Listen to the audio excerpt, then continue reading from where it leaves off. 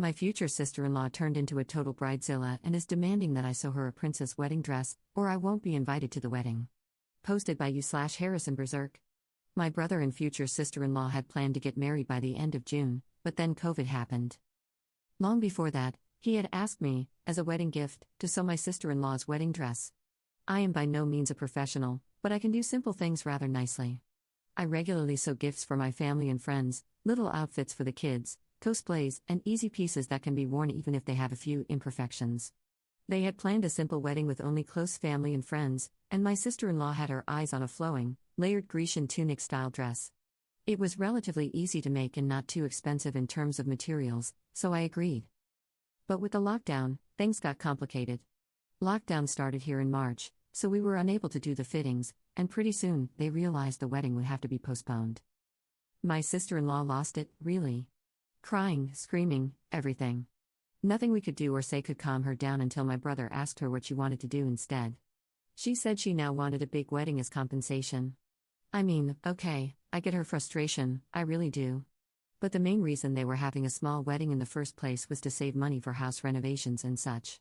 But that's none of my business, I know. My brother relented, and they are now planning a big wedding for 2021. My sister-in-law sent me her new requirements.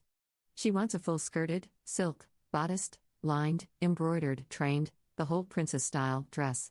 And, of course, she expects me to still pay for all the materials. I told her I didn't feel capable of making it, that it was too complicated for my skill level. She went ballistic, insisting that I was lying, that I had done complicated things before, and that it was nothing more than a couple more stitches. I've been trying to explain to my brother, since she no longer wants to speak to me, as she believes I am conspiring to ruin her wedding, that I simply do not feel able to make this dress. His solution? Either I buy the wedding dress she wants, or I won't be invited to the wedding. So I said okay. I said I wouldn't go because I couldn't do what they were asking. I can't sew that dress, and I certainly can't pay for what she wants. Now, I'm the heartless big sister who doesn't approve of her little brother's wedding or his wife, and honestly, I just want to tell them all to go stitch their two big mouths shut. Sorry if I made mistakes, as English isn't my first language. Relevant comments. Commenter. Not the jerk, this is what happens when people feel entitled to other people's time and money. I feel for you. If anything, you're doing her a favor by not agreeing to the complicated dress because, if it went wrong, she'd still be unhappy. If anyone expected me to pay for their over-the-top wedding dress, I'd have laughed my way out the door and told them to have a nice life because if they're happy to spend your money on this, they'll be happy to expect the same in the future. Ops response. I realize that I may have also set their hopes too high. Yes, I did make princess dresses for some of my nieces, but there is a world of difference between making a tulle tutu and spraying it with glitter glue for a 7-year-old, even if it does look nice from a distance, lol. Commenter 2. Duh, not the jerk. You agreed to help with a simpler wedding dress, and now she expects you to do things beyond your skill set or buy it yourself. That's unbelievable. What have your parents said about it? Ops response. Right now, it's between come on, you can do it. You have time, and you've made lovely things before. Why won't you sew her something pretty like you did for others? Don't you like her? Did you two fight? Which is, well, not so bad, I mean, they do have absolute, even if misplaced, faith in me, which is nice, and, well, you could also buy a simple dress on sale and improve it. Wouldn't that work? I'm sure it isn't that expensive, right? I'm planning on sending a selection of wedding dresses with their prices so they realize. My little brother is the youngest in the family and is rather pampered by them. Op adds an edit to her post. I am really touched by the support and the many great pieces of advice I received. Many of you, either here or via PM, gave me ideas and leads on how to handle this in the best way possible, as well as pointed out things I hadn't even considered. On Saturday, I will see my parents. I will explain to them that, as much as I appreciate their faith in my abilities, I am not up to the task, and while their support is amazing, in this case, it is misguided. I will prepare an itemized list of the costs for the first dress, the one I agreed to make, a quote from a professional seamstress in my town for the new dress my sister-in-law wants, and a few selected examples of off-the-rack dress prices to demonstrate my point. Many of you also pointed out that while my sister-in-law is planning to splurge, the question of who is going to shoulder the extra cost hasn't been raised. I want to bring up that point with them as well. Additionally, I want to emphasize that while it's nice to faire des plans sur la comète, which I believe translates to wishing upon the moon in English, for a 2021 wedding, it's not even guaranteed. Yes, having her wedding disrupted is hard, unfair, and frustrating, and to all of you going through this, I truly hope the postponement will only bring you even better things. But that does not give her the right to act this way, and I will not attend the wedding unless sincere apologies are made. Last but not least, I had no idea there were so many fabric artists, weather sewists, embroiderers, stylists, or others. I also had no idea this community would be so supportive, and I have learned a lot. So, again, thank you all. I will update next week after I have spoken with my parents. Update 1 month later. So, a lot of things happened. After a few requests, this is the kind of thing I had promised. As one of you so nicely said, my sewing style is mostly full-on Monet, the farther you are, the better it looks. But for the love of everything nice in the world, don't look at it too closely. These are the pics she sent me as examples of what she wanted: lace, beadwork, embroidery, etc. I went to my parents on Sunday.